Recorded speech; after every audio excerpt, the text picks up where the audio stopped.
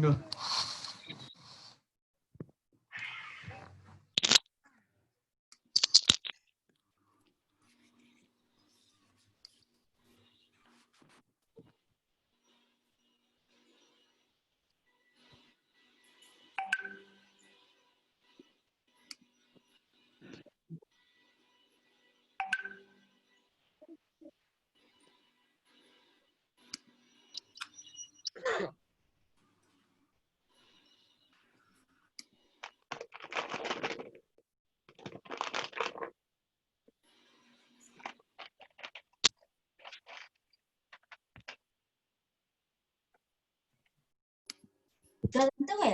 हाँ कोई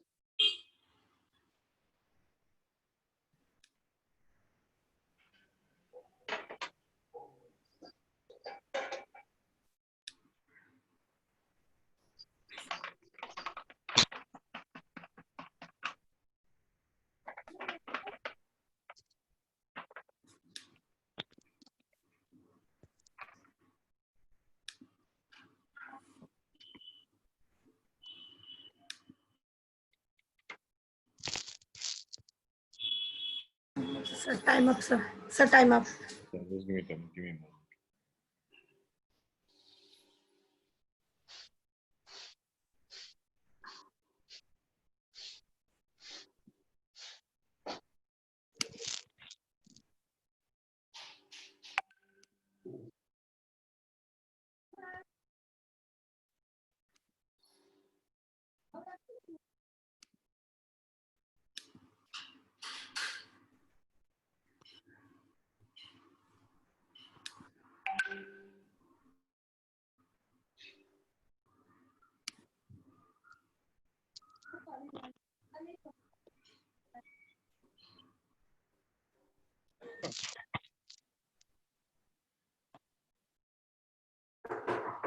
One second, yaar, I'm in potty, man. Edit that out.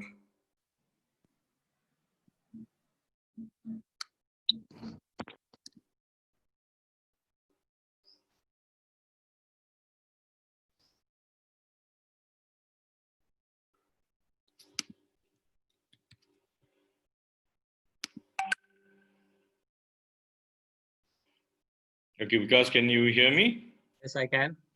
Good.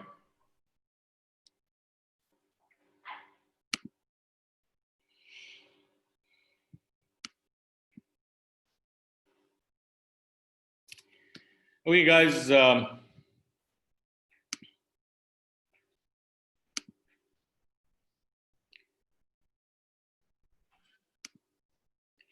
Okay, guys, welcome to this super show of one of the most understated sailors on the Indian firmament, Vikas Kapila. He was world champion. I think, if I'm not mistaken, this is the first world champion that we are interviewing, and definitely the first world champion from Indian shows, apart from, of course, Pushpendra Garg, who came in a little bit before him. So I stand corrected that he's the second. 1985, he joined the cadet class and almost immediately became the national champion. In 1986, he was national champion again. In 1987, he was selected for the Worlds as India number 2. And at the Worlds in UK, Vikas went for his first international championship. In 1988, at the Cadet Worlds, Vikas got the bronze. 2001, he was invited by the legendary Farokh Tarapur to join as a crew in the 420, and lo and behold, 2002, Vikas wins the World Championship at Pavira, Portugal in the 420 class. Without much ado, I think the rest, as they say, is history. Vikas, I hand over the mic to you. And thanks very much for agreeing to join us at this short notice. Thank you, Surem. Firstly, thanks a lot, everyone, for joining in on a Sunday morning.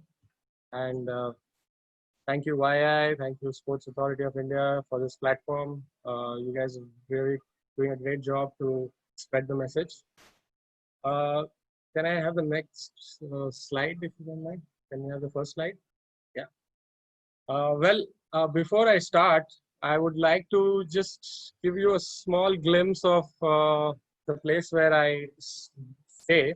And if you don't mind, I'll just give you a quick small glimpse. And that's the sea behind me. I am absolutely on the beach and the sea, and that's always been my profound connection in life, and been most comfortable with it. I've been staying here for the last more than 41 years, right in this place, and it was natural for me to just be so very comfortable with sea and at sea.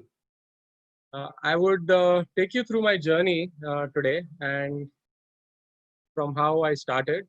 And these are the few phases and legs and the chapters where it just progressed right away.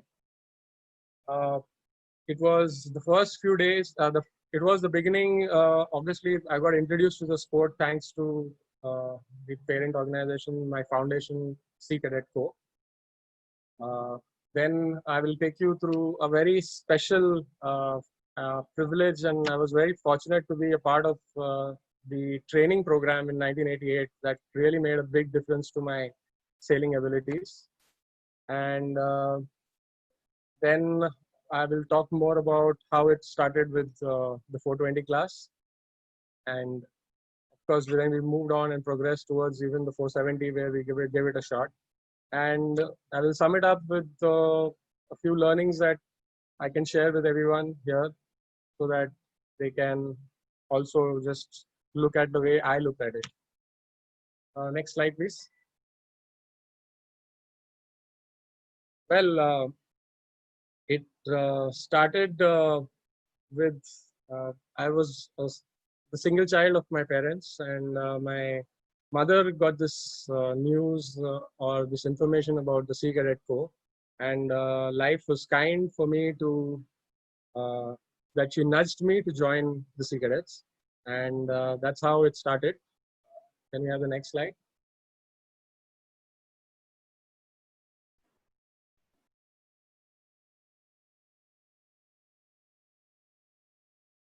Yes, whatever I say about the Sea Cadets is always going to be less.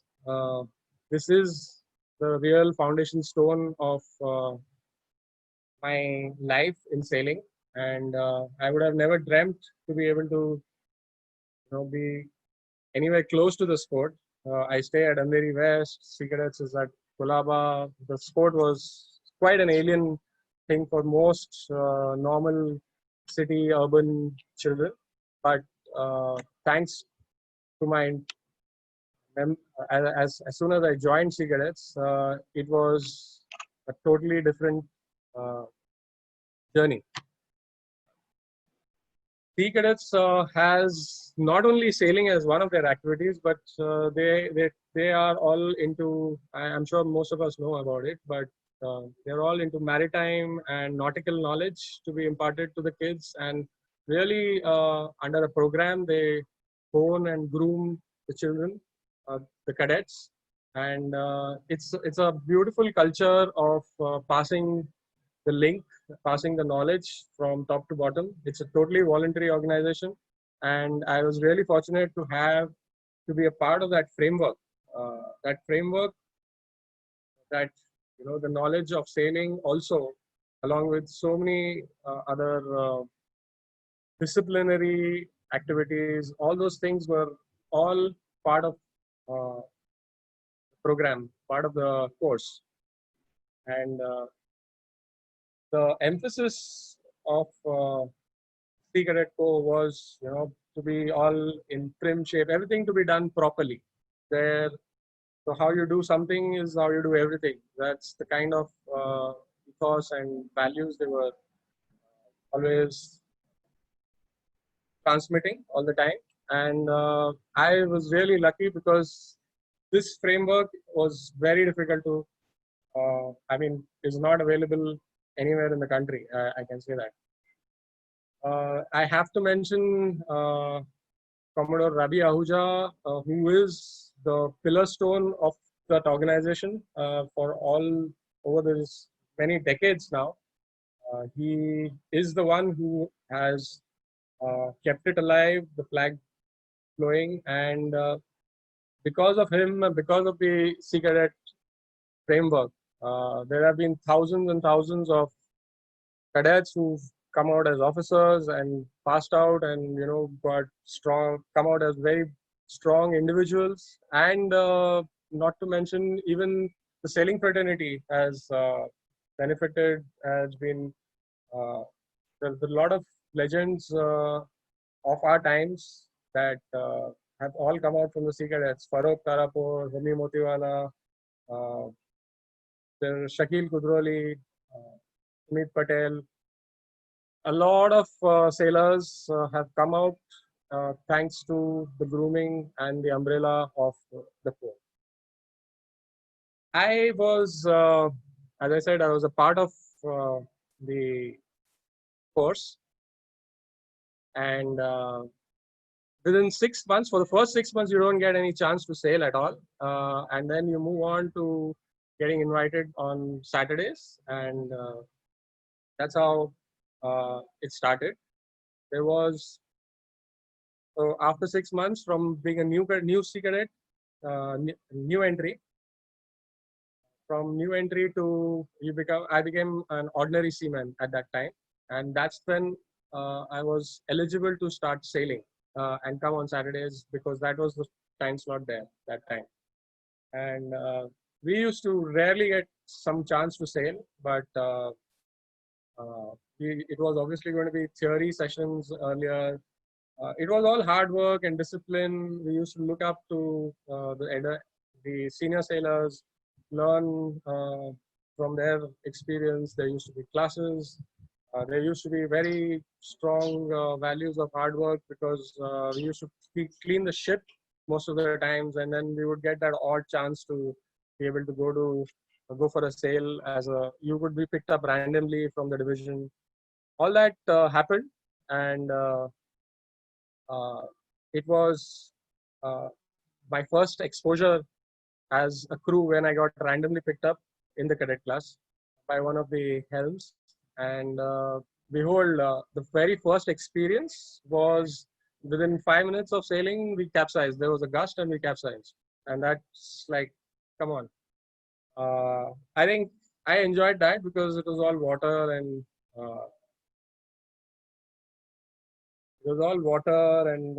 I was like up for the swim there. And I think that's just broke the ice with me about sailing. I had to mention that my family, my mother, was very instrumental in bringing up, and coordinating and facilitating. My school was cooperative because they allowed me to leave early on Saturday. And my mom used to come all the way to Andheri station to give me a lunchbox and pick up my bag, because I would walk and run from my school to the station so that I am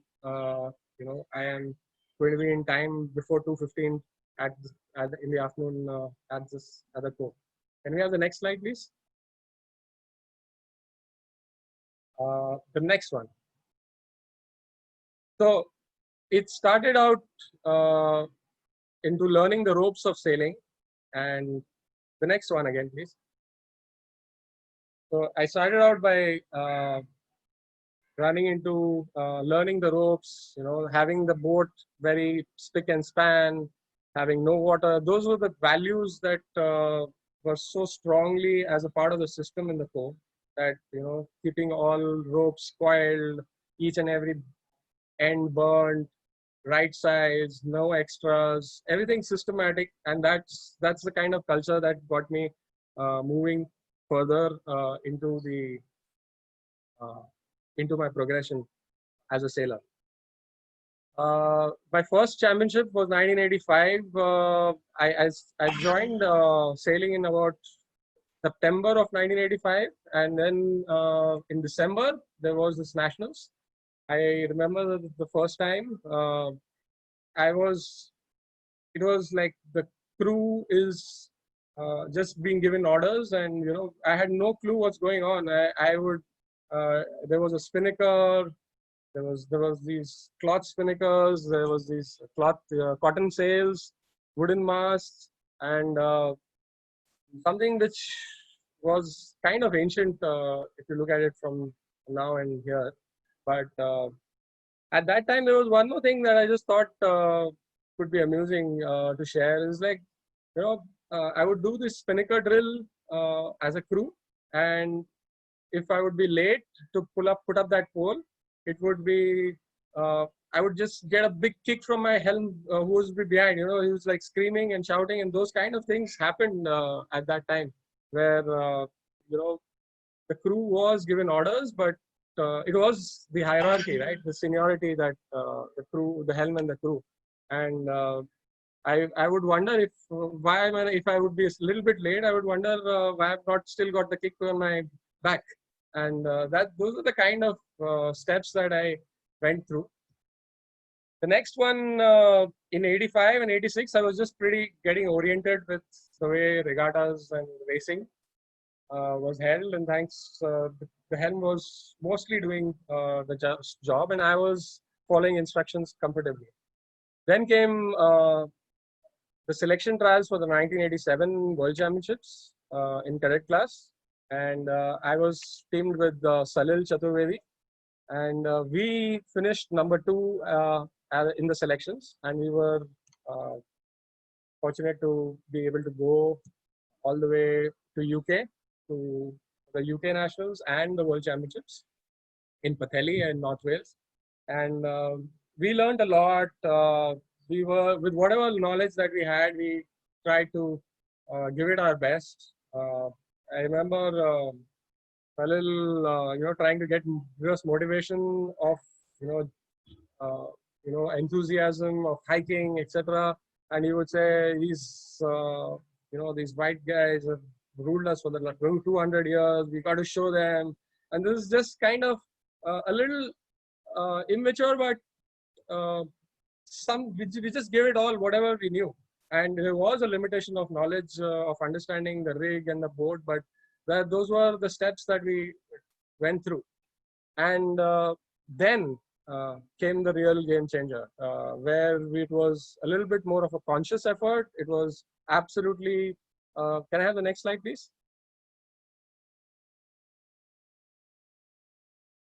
So it was the cadet class World Championships in 1988 that was slated to be held in Mumbai in our local waters.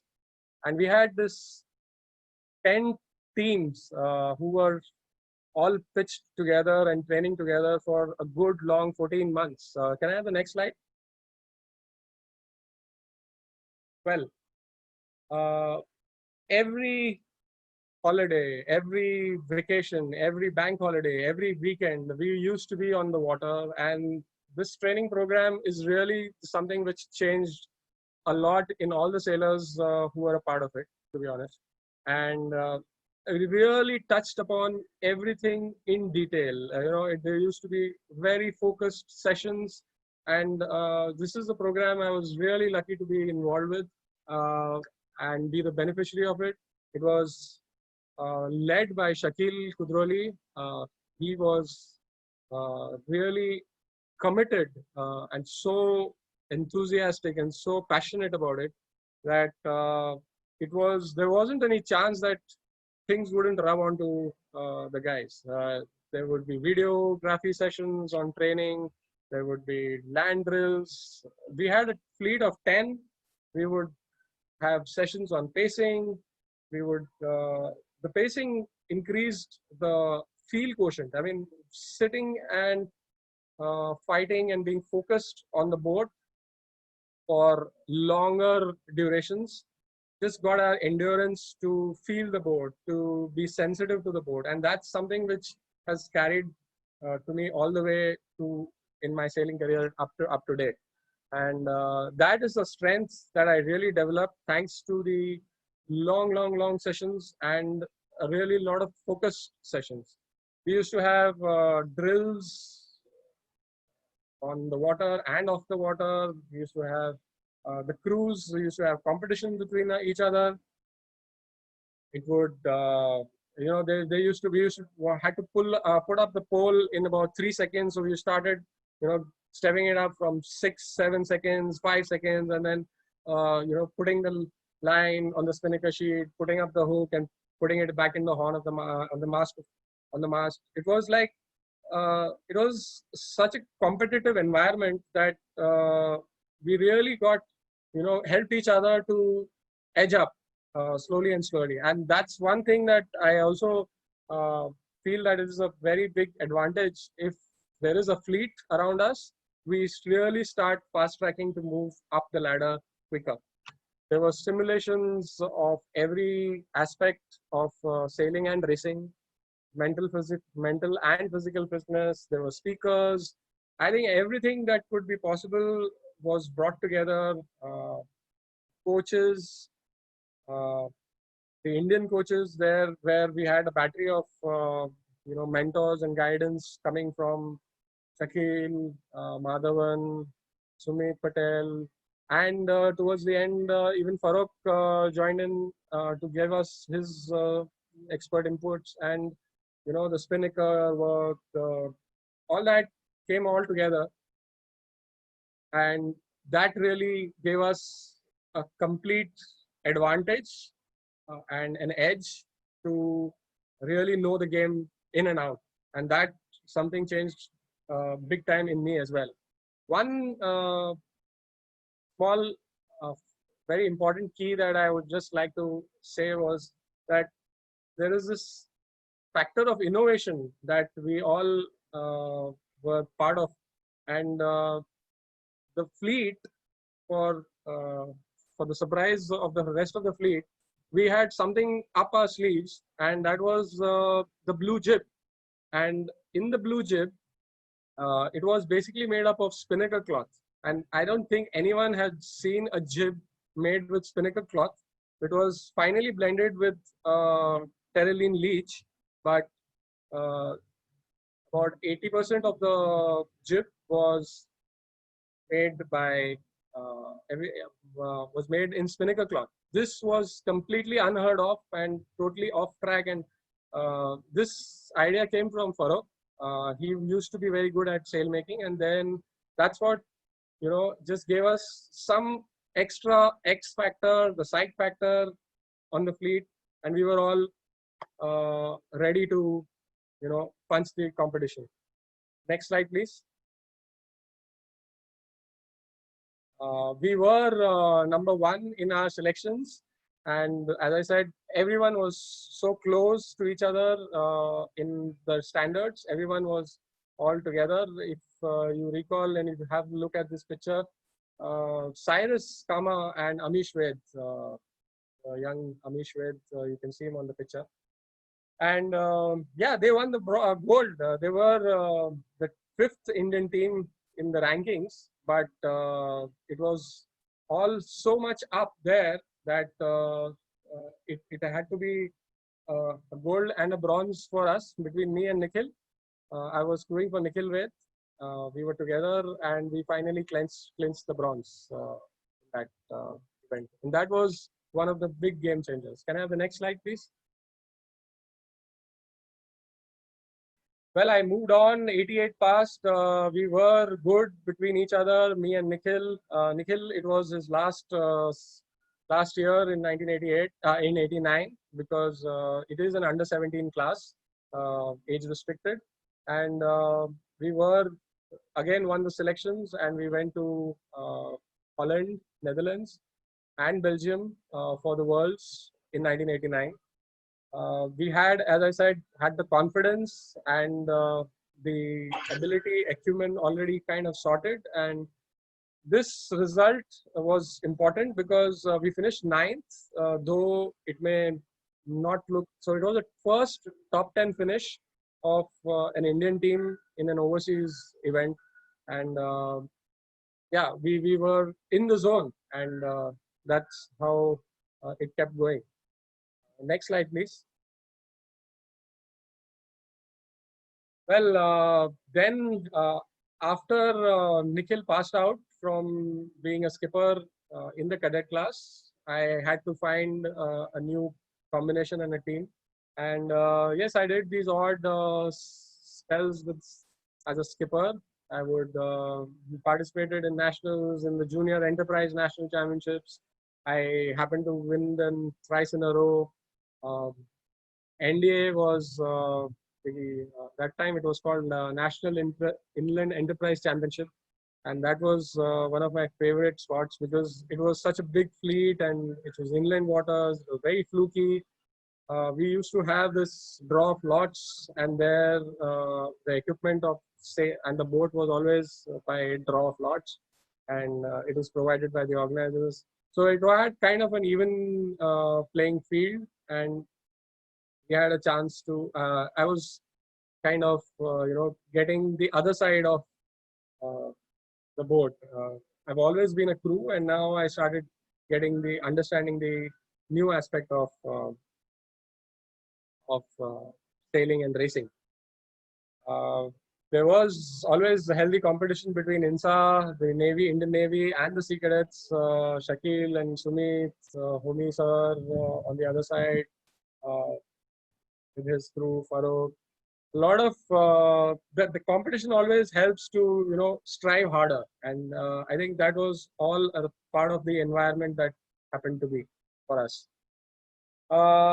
It moved on, and in '93 I was a part of this Olympic solidarity camp in the Sea Cadets. This is a very I was teaching the Optimist kids, and I had to come back for something in at home, and I happened to get into an accident which was really crippled me badly, and I had to take a break because the series of surgeries lasted for more than 1.5 years, uh, and it was critical, and it, I just kind of had to take a forced break. Next slide, please.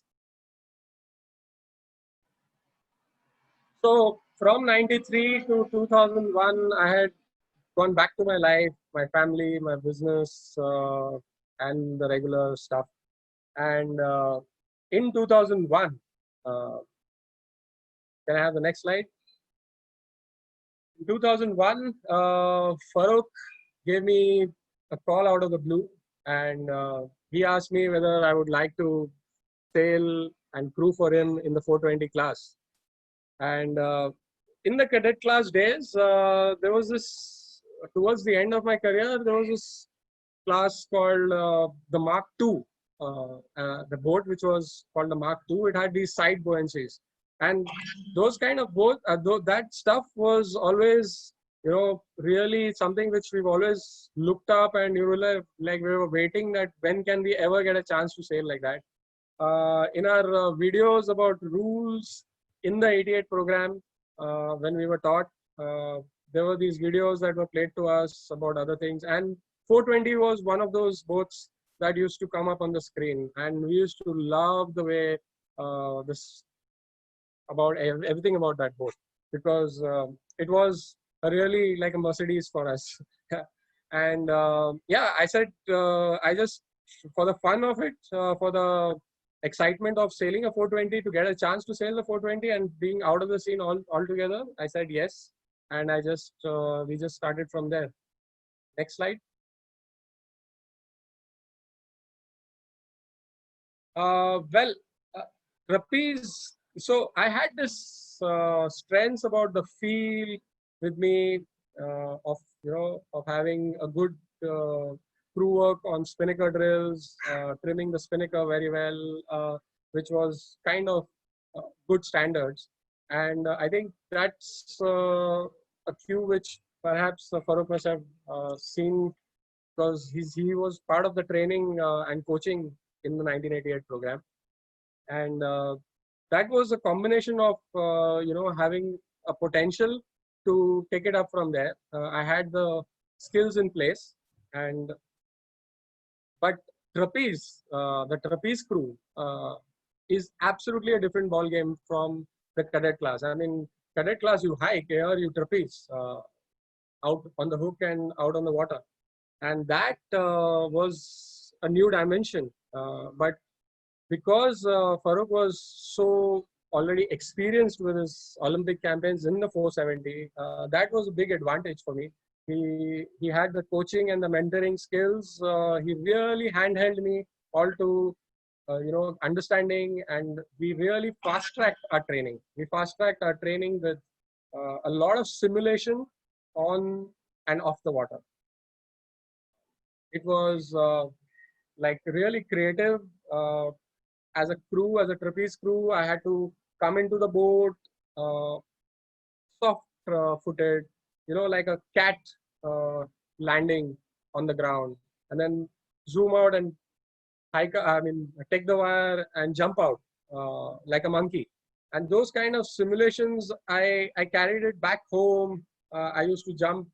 It was all suggested by Farooq, but I followed the instructions to the T, and it really helped us to fast track my ability. I used to jump on my bed and my sofa, taking those soft steps, landing, building my calf muscles to be stronger. It was all a very intelligent effort, and with some hard work which came by, which ought to be the part of. So it was a combination of hard work and smart work that got us really jumping up on the ladder. And in no time, the next nationals in 2001, we had really won it very easily. The next slide. Well, after the 2001 national championships, the next goal was the selection trials that happened for the 2000 World Championships. And we again managed to finish on top. It was in Kiel that it was the first international exposure again to the 420 fleet. The fleet was humongous. We used to have these races all out with cold and windy conditions. Tough. Kiel has always been windy, and we've been there thanks to our earlier exposures in cadets, but we really got a big feel of the real world of the 420 fleet right in the first regatta. Interestingly, because as I said, thanks to the experience and a little the strengths that we had as complementing strengths as a team, we were finishing ahead in the league in the heats, and eventually we finished 5th in the fleet of about 200 boats. It's always a very big festival of sails in Kiel. It's a treat to watch so many boats all around. But something that that inkling, we got that inkling that if we really put up our act together, there was a good possibility to step it up, and we were in striking distance. Next slide, please. Well, we got the feel of the competition, and we reached early to Portugal. We packed our boats into the container from Kiel. It got shipped across. We actually picked up the boats for the first time at Hamburg from the boat maker, loaded it up on our trailers in the car, drove across. It was all a joint effort with every single step of logistics and everything being taken care, thanks to the experience of Farooq as well. We reached the venue at Tavira in Portugal quite early, about around 2 weeks early, because we had a time lapse from Kiel to Tavira in Portugal. And that was one key where we got a little comfortable with the conditions, with the place, with the local conditions. And I think that also was of very good advantage. At the event, we had things in our strength zone. And as I said, big fleet racing, NDA, in Kiel, we got that, we had that knack, and we were in the zone to be able to crack the first beat, the first beat, and we used to be on top, in the top 5, top 4, or even in the top 2 or top 3 at the first mark. And that kind of really helped, and we started winning at the Worlds too. one thing, before we knew it, we really kind of were leading to everyone's surprise. We were the maiden entry for the first time from India. The older guys, the seasoned guys, used to come and tell us, you got to have these safety things, and this is how you go back to the harbor, and this and that. And yeah, we'd all figured it out, but it was amusing that people were looking at us as a little like amateur stuff, but then they were truly surprised. Once we were on top of the board, I remember this is something which was really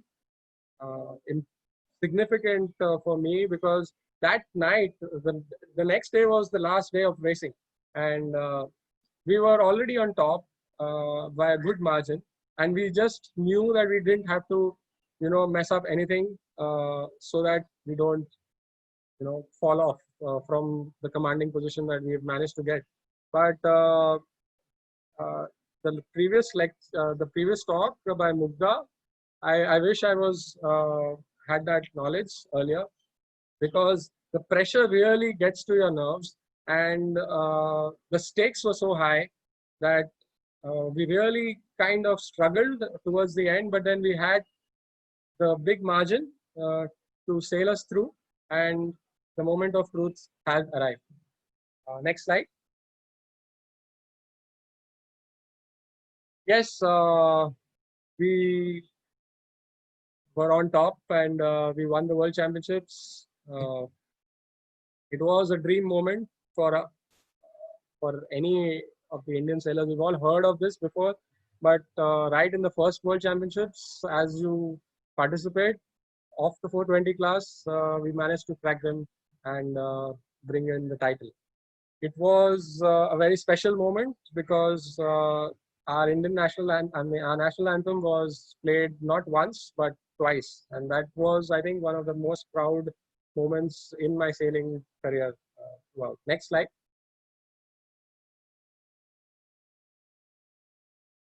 Well, the celebrations continued. I will just show you that from Kiel to the Worlds in Portugal, in our apartment, if you look at that board that we had put up in our room, it was to just remind us and motivate us. And I think Farokh is a great mentor and a coach, and he really creates that environment, and we all eventually could, we both could put it up together with all levels being touched upon, the mental and the physical, and we just put everything that we had, and it was celebration time. Next slide.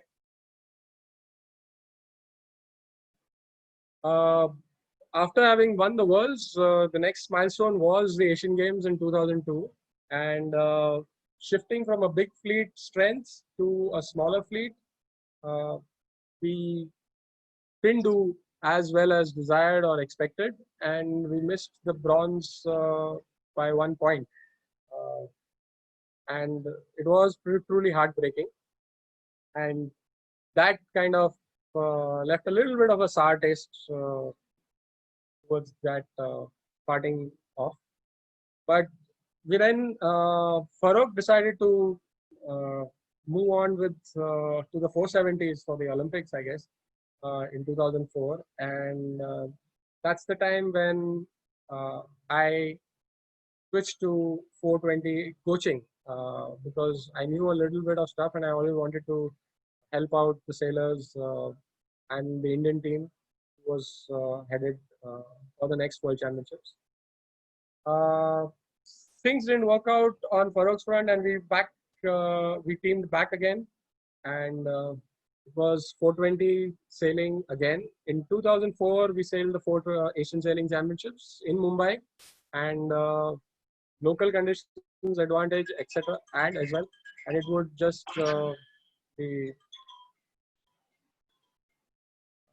just be something which we won the gold there. So we were in top form, and it moved. That's something, some interruption there. Okay. Okay. So Asian Sailing Championships 2004 gold medal, back into the kitty, and that gave us the confidence. We already were in the zone. We spent a lot of time together, and as a team, we were really strong. In 2005, at the Kiel week, back to Germany, and again we cracked the big fleet once again, and I think that was one of the highs. It is quite quite a big fleet, and it's like a Wimbledon. It's like a Grand Slam of sailing, and I was really pleased and thrilled to win that one.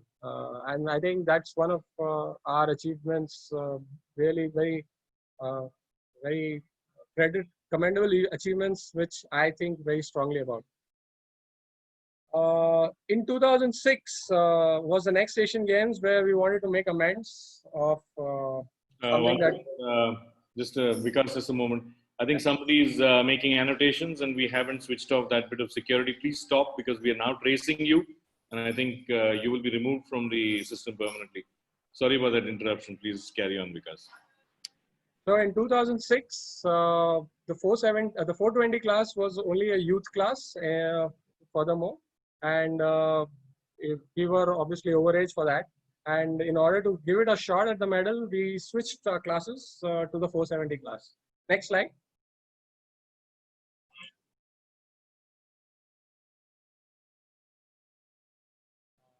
Can I have the next slide? These are some pictures of the 2002 games, which some special times and moments. Next slide.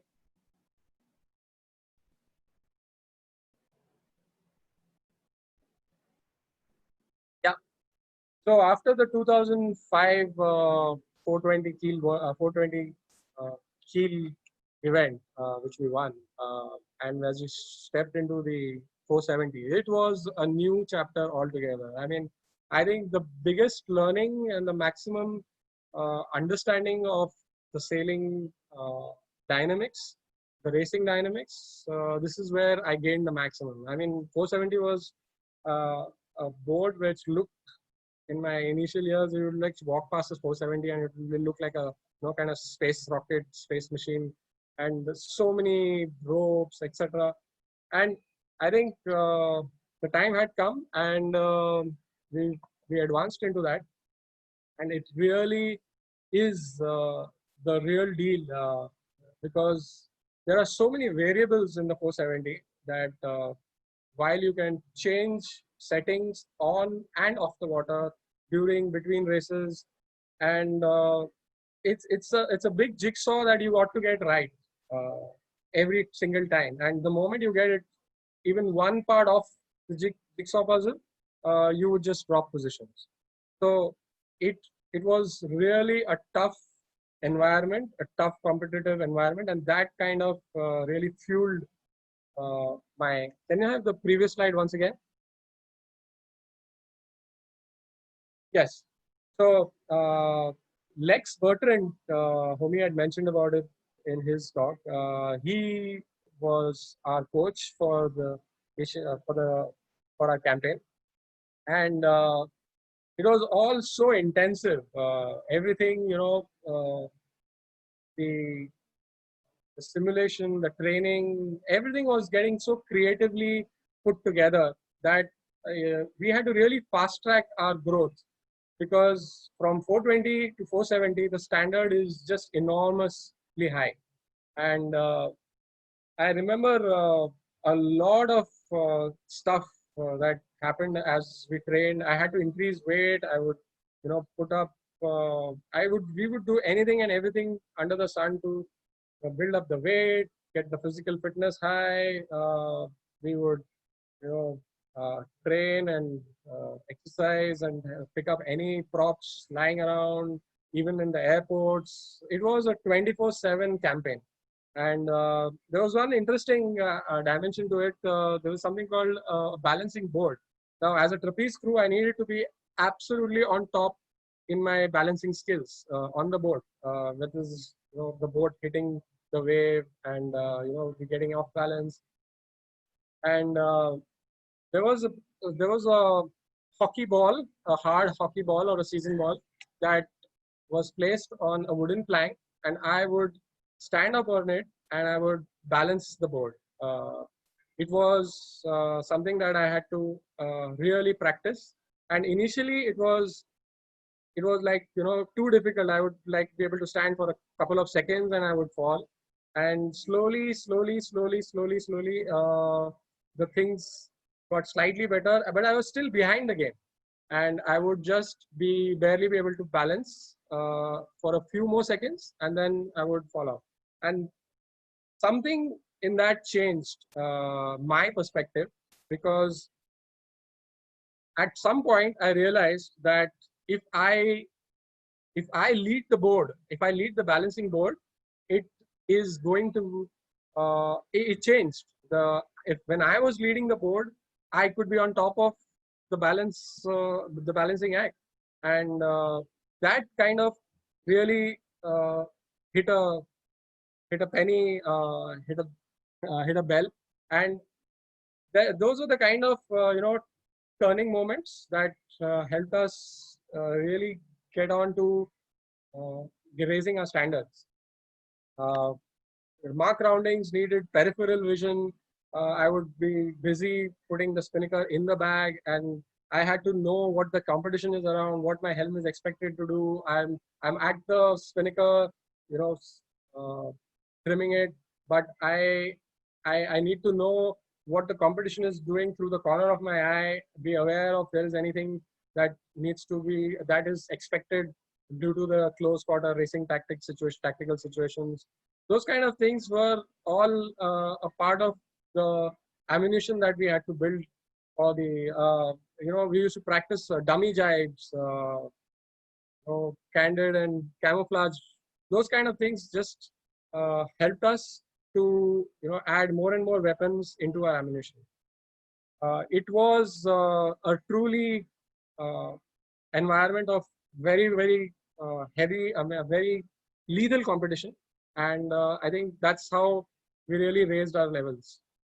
In the 470, I was very well in my physical build. I was suitable and in an advantageous position in the 420s. But for the 470s, I was short on height and a little less on weight.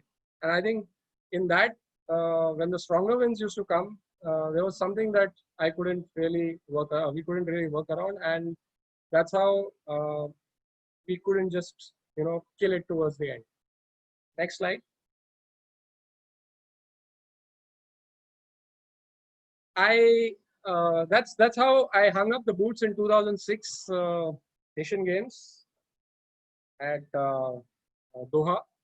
After our 470 stint, we finished 5th, and this is kind of where I just said we just that's the end of my sailing journey, because the next campaign was I thought of coming back to my life, the regular life.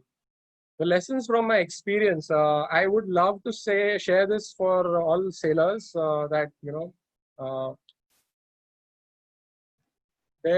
there is no substitute to practicing on water.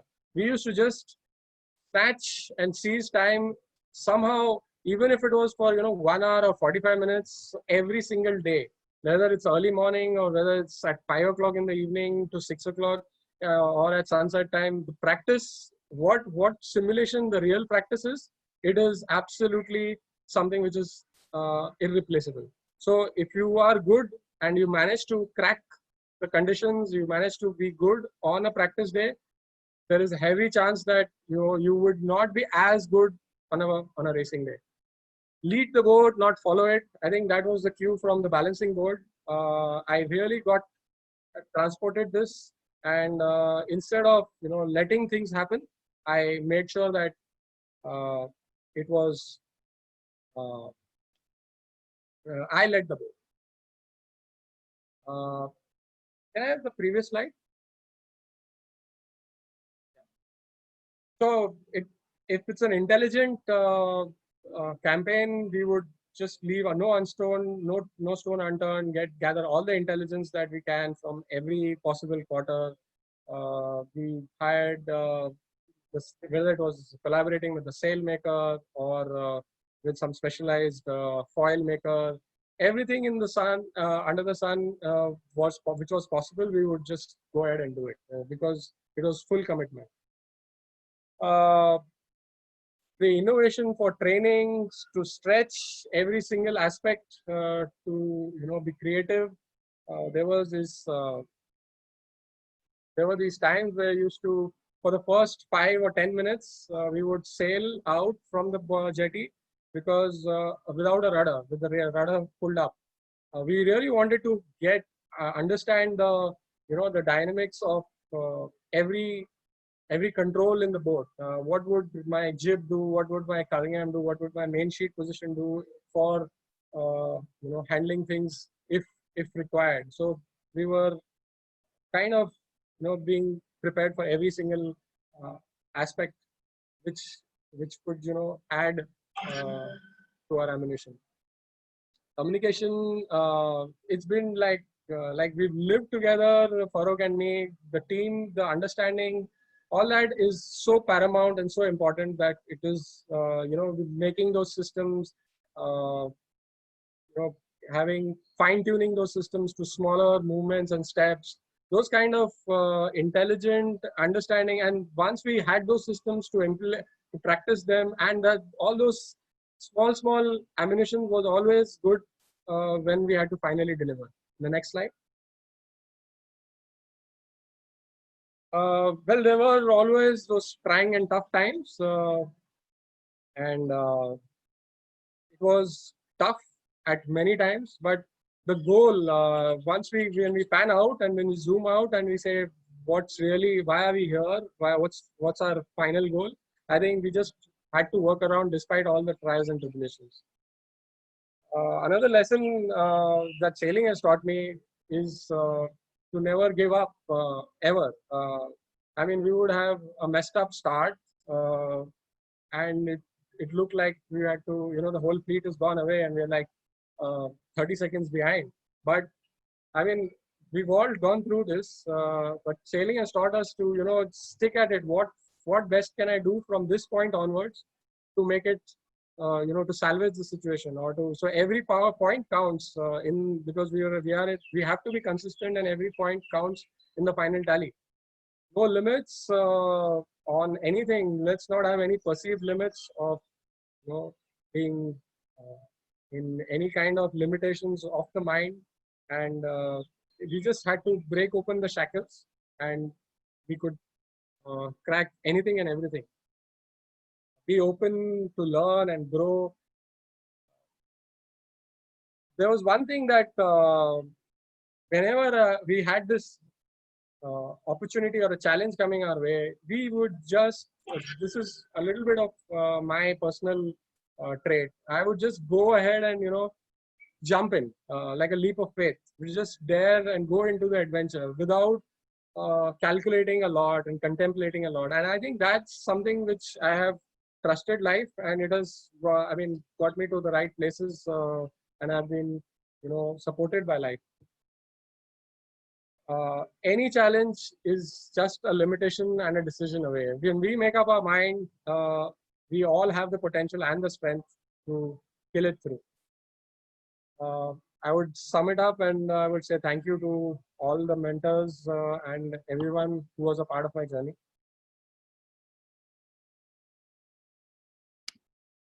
Thank you, Ren, for allowing me to share. Thanks very much, Vikas. That was, a spectacular show. We've learned so much from you in terms of the whole business. The aspect that you mentioned about leading the boat and balancing the boat, that was really superb. Actually, I was told by Farooq that both of you reached a point in balancing where you could actually stand on a ball and actually have breakfast while you're standing on the ball and balancing. It became part of your nature. Yes. the perseverance, the hard work, the focus, the anticipation, and the attention to detail was really superb. So tell me tell us how you would, what exactly went through your mind when you were on the podium at a World Championship from India, listening to the national anthem? It truly was a dream moment. I think for both of us, it was goosebumps, literally overwhelmed with joy, and something which we've only dreamt about, or we've always looked up to these guys, but doing it and cracking it was uh, it was unbelievable from a year back point of view. But as we were progressing through journey, we were it was something that was not describable in words, to be honest. I can imagine. I can imagine.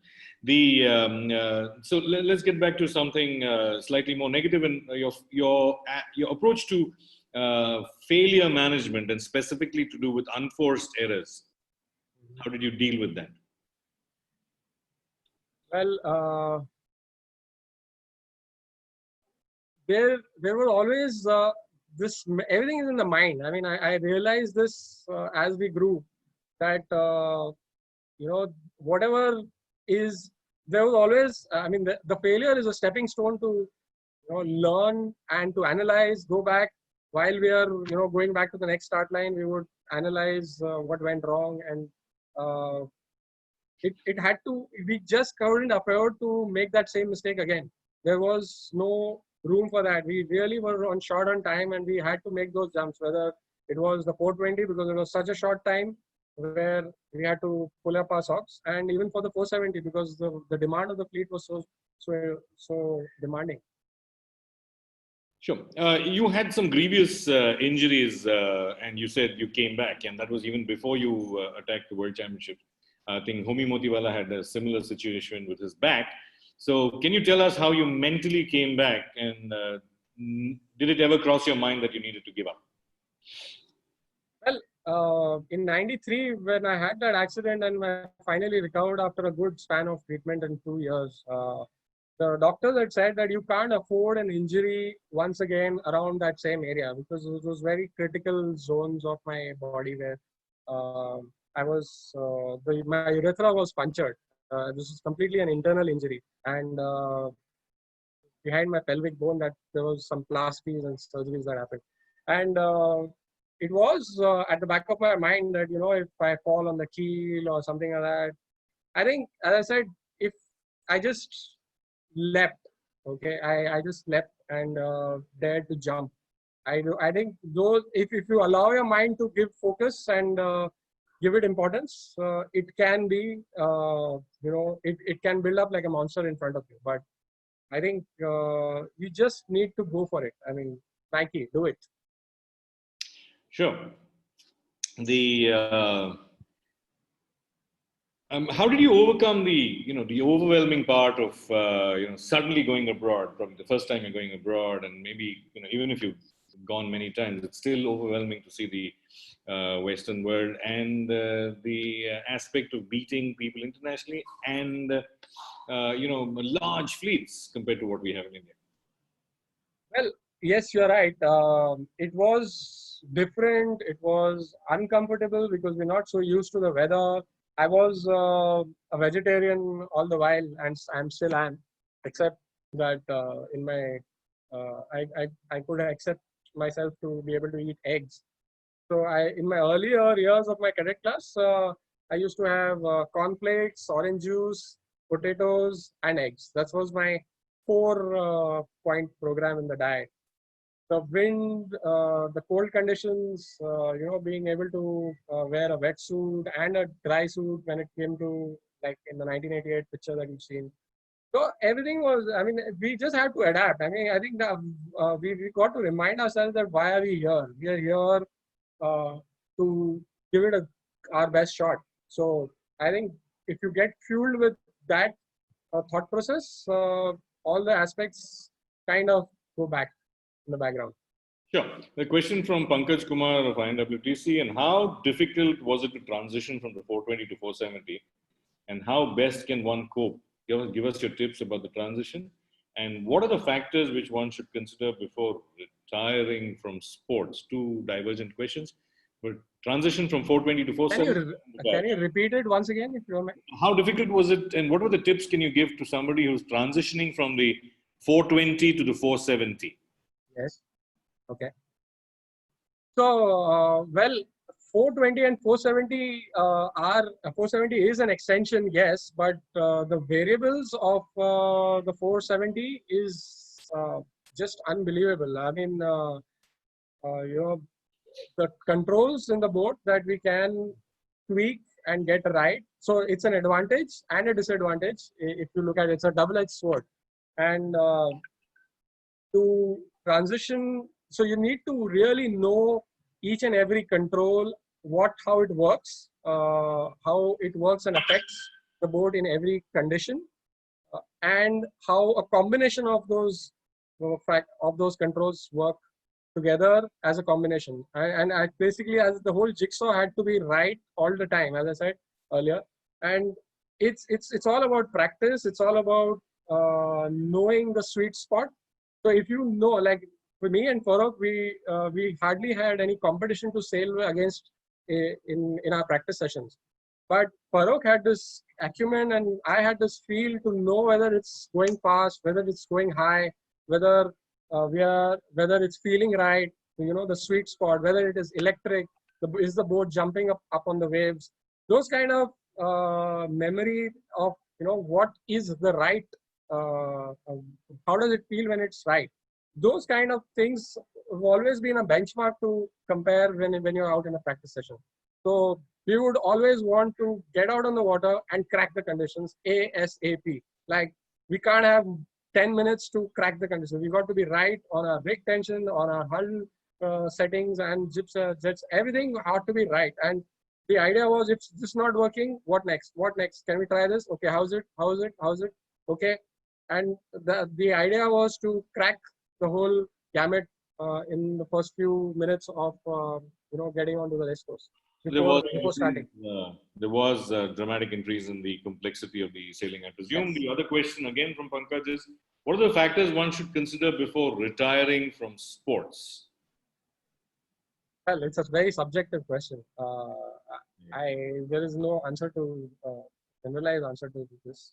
Well, I could see that we were there, but there was this, as I said, there was some physical limitation that I had about my height and weight, which was not going to be proving competitive for the entire range of wind conditions when it comes to competition. So I decided that when we have a disadvantage, when we go into a competition with a disadvantage, it wasn't the best way to go about it, and that's why I thought of kind of giving up and retiring at that point.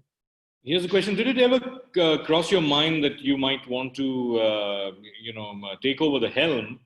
And was that ever an issue in your career, or were you mindset or focused on being a fantastic crew? I was, as I said, a little bit lucky to have complementing, the partners who were very good at their work. And whether it was Nikhil in those days, and then it was Farokh later on, that I had that trust. We formed that trust together as a team, and there was never any point and any moment like that. Sure. And right, I think we've pretty much out of questions, and thanks very much for being with us, Vikas. And I think your experience, I think Indian sailing will gain a lot from your experience. And I think thanks very much for, spending a lot of time coaching and transferring all your expertise to, so many sailors across India, especially in the 420, and hope to see a lot more of you both on and off the water. Thank you guys for being with us. Thank you. Thanks a lot, Swayam. Thanks, everyone.